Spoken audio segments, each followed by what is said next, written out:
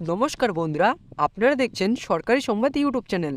বন্ধুরা, এই মুহূর্তে সব থেকে বড় খবর, মোদির বিরুদ্ধে এফআইআর করা হলো। হ্যাঁ বন্ধুরা, আপনারা ঠিকই শুনেছেন, সংসদ খারিজ হয়েছে কংগ্রেস নেতা রাহুল গান্ধীর, যার ফলে রাহুল গান্ধীর মোদির বিরুদ্ধে এফআইআর দায়ের করলেন। রাহুল গান্ধী প্রমাণ সহ থানায় হাজির হলেন, তবে পুলিশ এফআইআর নেয়নি। কোর্টের আদেশ অনুযায়ী শুক্রবার রাহুল গান্ধীর সংসদ বাতিল হয়েছে, যার ফলে সারা দেশ জুড়ে তোড়পাড় শুরু হয়ে গিয়েছে। সাধারণ মানুষরা মোদির পোস্টারকে ছিঁড়ে ফেলছে আর মোদিকে ধিক্কার জানাচ্ছে। এই নিয়ে দিল্লিতে বিজেপি সমর্থক 100 জনকার বিরুদ্ধে কংগ্রেস এফআইআর দায়ের করেছে। এর সাথে ভোপালের একদল নেতা মোদির কুমন্তব্যের বিরুদ্ধে স্থানীয় থানায় এফআইআর দায়ের করার জন্য হাজির হন। থানাতেই বিক্ষোভ দেখাতে শুরু করেন সেই নেতা আর তার সহকর্মীরা, যদিও পুলিশ এফআইআর নিতে নারাজ। এরই সাথে শুক্রবার ভোপাল থানার কংগ্রেস নেতা মনোজ শুক্লা মোদির বিরুদ্ধে এফআইআর করতে চলে আসেন। কারণ মোদি কেন কংগ্রেসকে সংসদ থেকে খারিজ করলেন, তিনি কেন এরকমটা করলেন। পুলিশ মনোজ শুক্লার কথা শুনে ও প্রমাণ দেখে তার অভিযোগ মেনে নিলেন, কিন্তু ভোপালের পুলিশও এফআইআর নিতে রাজি হন না। এখানকার সাব ইন্সপেক্টর বলেন যে আপনারা